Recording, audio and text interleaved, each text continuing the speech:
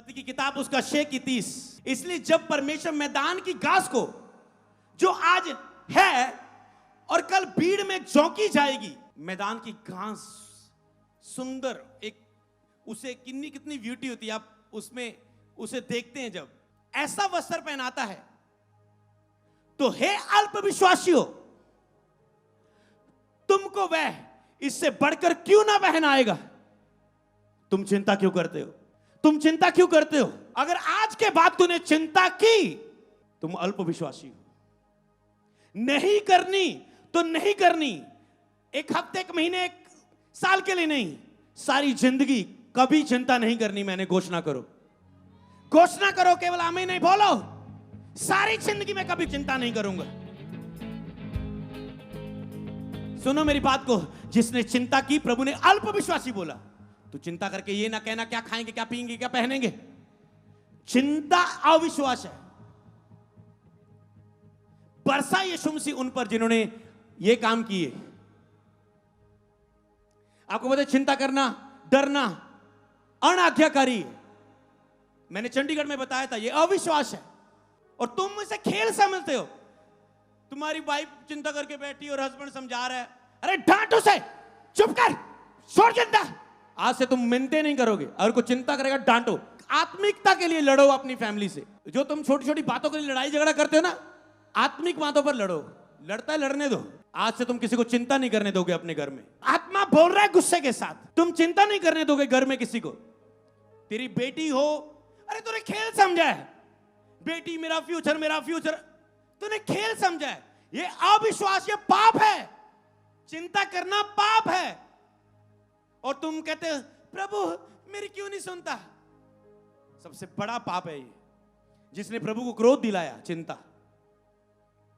जिसने प्रभु ने अविश्वास के लिए डांटा, डांटना पड़ा, चिंता। आज से चर्च, तुम पूरी जीवन भर चिंता नहीं करोगे।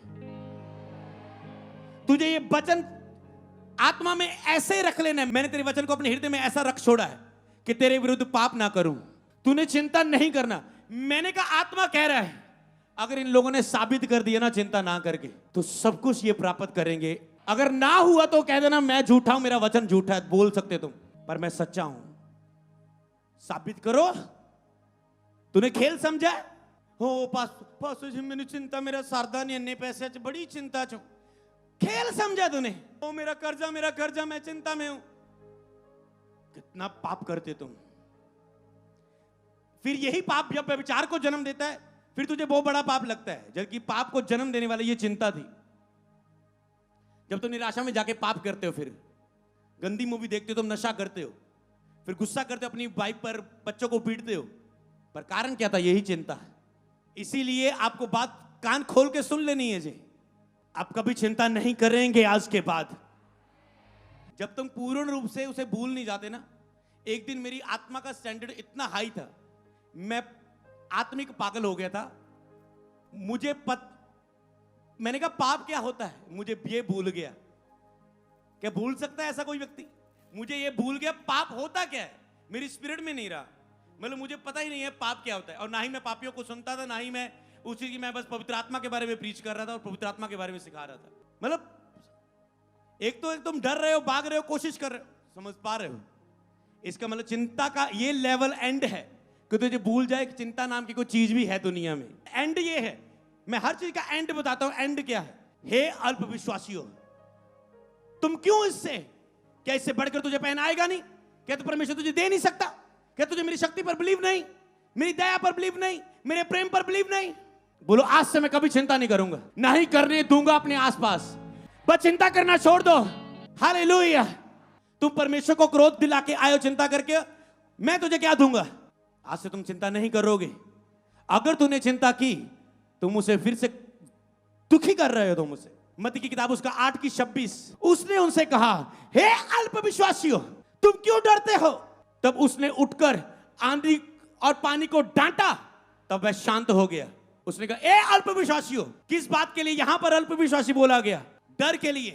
तो तुम अगर डर के नीचे रहते हो, हालात चाहे कुछ भी हो, चाहे बेबी की डिलीवरी है, चाहे ऑपरेशन है, चाहे टेस्ट है, चाहे इमिग्रेशन में इंटरव्यू है, चाहे इमिग्रेशन ऑफिसर के सामने, चाहे पुलिस के सामने हो, चाहे जज के सामने हो, अगर तुझे पता है तूने पाप नहीं किया तो क्यों डर के जा रहे हो? अगर तुझे पता है ये झूठा केस है, ये झूठा इल्जाम है, अगर तुझे पता है खुदा मेरे साथ है, तो ये मनुष्य कौन होता है मुझे इंटरव्यू में फेल करने वाला? अगर तुम डर के जाओगे, तुम चाहकर भी पास नहीं हो सकते। खुदा चाहेगा भी, तुम डर के कारण उसे नाराज कर दोगे। तुम नाराज कर देते खुदा को, अपनी आत्मा को। हो मुझे डर है, हो मुझे डर है। आज से अगर डर नाम का शब्द यूज किया अपने लिए तो तुम परमेश्वर को क्रोध दिला रहे हो, तुम अल्प विश्वासी हो। आज के बाद अगर तुम डर नाम की चीज सुन ली मैंने तुम्हारी लफ्जों पर, उसने कहा चिंता करके ये ना कहना। डर आ सकता है मन में, समझ पा रहे हो, पर अगर तुम उसे प्रैक्टिकल मुंह में लेके आ रहे हो, चिंता आ सकती है, समझ पा रहे हो, पर तुम उसे नकारात्मक उस चिंता को बोल नहीं सकते, उसके अनुसार कोई कर्म नहीं कर सकते। आना पॉइंट नहीं है। शैतान डाल सकता है, शरीर डाल सकता है, क्योंकि शरीर श्रापित है। शैतान इसमें बार बार छूने को, शैतान को अधिकार है शरीर को छूने का, इसलिए वो शरीर से, मन से बात करने के लिए आता है। वो तो किसके नहीं आया, यीशु के पास आया, पतरस के पास, सबके, तो उसके पास इतनी अथॉरिटी है कि वो बात करने के लिए आ सकता है। पर अगर तुम चिंता और डर के बीच में ना रहो तो तुझे नहीं छू सकता। मैं डर गया था, मुझसे फिर ये गलती होगी, मैं डर गया था, मैं डर गया था, डर गया था, मैं इस कारण ये कर नहीं पाया, मैं डर गया था। तुम नहीं डरोगे। हे अल्प विश्वासियों, क्यों डरते हो? उसने उठकर आंधी को डांटा। डर क्यों रहे हो? कहता है इस पानी को डांट। उसने पानी को डांटा, तब वो शांत हो गया। कहता डर मत, चिंता मत कर, उठ, इस पहाड़ को, इस पानी को डांट और इस हालात को, परिस्थिति को शांत कर। बीमारी, शैतान, पाप शांत होकर चुप करके तुझ में बैठा है और काम करता जा रहा है, और तुम उसे डांट नहीं रहे, तुम उसे शांति से चुप करके सहते जा रहे हो। शांत करो, डांट कर उन सब हालातों को। हालेलुया। गुस्सा नहीं करना। अपना गुस्सा शैतान पर निकालो। अगर निकाल के, कहते गुस्सा निकाल के बंदा सही हो जाता है, कट लेने दो गुस्सा। ओके, कटना है कट लो, शैतान ते जिन्ना कटना, ओके तुम हल्के हो जाओ। जब गुस्सा आए ना, मतलब तुम घर में जा रहे हो, पत्नी ने कुछ बोल दिया, माता पिता ने फालतू में डांट दिया, टीचर ने डांट दिया, स्कूल के प्रिंसिपल ने डांट दिया, बॉस ने अपनी वाइफ से लड़के आया, गुस्सा तुझ पर निकाल दिया। तुम बहाने नहीं बनाओगे, हाँ मैं इतना अच्छा हूं, मुझे क्यों डांटा, मेरे साथ ऐसा क्यों हुआ, मैं गुस्सा क्यों हूं, मैं डरा हुआ, मैं निराश हूं। तुम ये नहीं बोलोगे। जब तुझे चिंता, निराशा और डर तुझे लगे तो जबरदस्ती गरजना शुरू कर देना शैतान के सामने।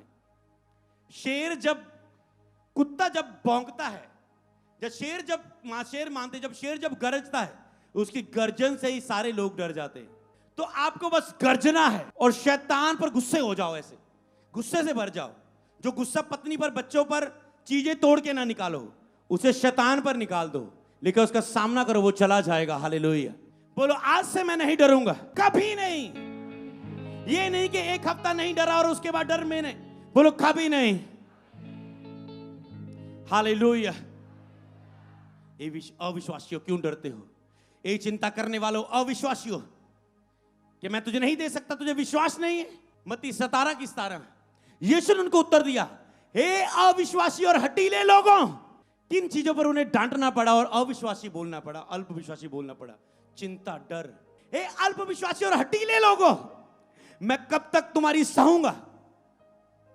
कब तक मैं तुम्हारे इस पाप के नीचे तुम हो, शरीर के अधीन हो, बीमारी के अधीन हो, कब तक मैं तुम्हारे इस अविश्वास को सहता जाऊंगा? कब तक मैं तुम्हारे अविश्वास को सहता जाऊंगा? ए अल्प विश्वासी, कब तक मैं तुम्हारे अविश्वास को सहूंगा? उसे मेरे पास लाओ। कब तक कहता है मैं तुम्हारे अविश्वास को सहूंगा? मेरे लहू के पास आओ, आज कहता है। आज एक मौका दे रहा है वो, उसे मेरे पास लाओ कहता है। आज कहता है वो मेरे लहू के पास आओ और मेरे लहू को ऊपर बिलीव करो कि लहू लेने वाला, यीशु को अपने अंदर लेने वाला। क्या यीशु ने कभी चिंता की? सोच के बोलो बाइबल के वचनों को। देख लो, यीशु ने कभी चिंता की तो आप उसका लहू ले रहे हो, आज के बाद आप चिंता कैसे कर सकते हो? इसका मतलब आप लहू पर बिलीव नहीं करते। समझ पा रहे?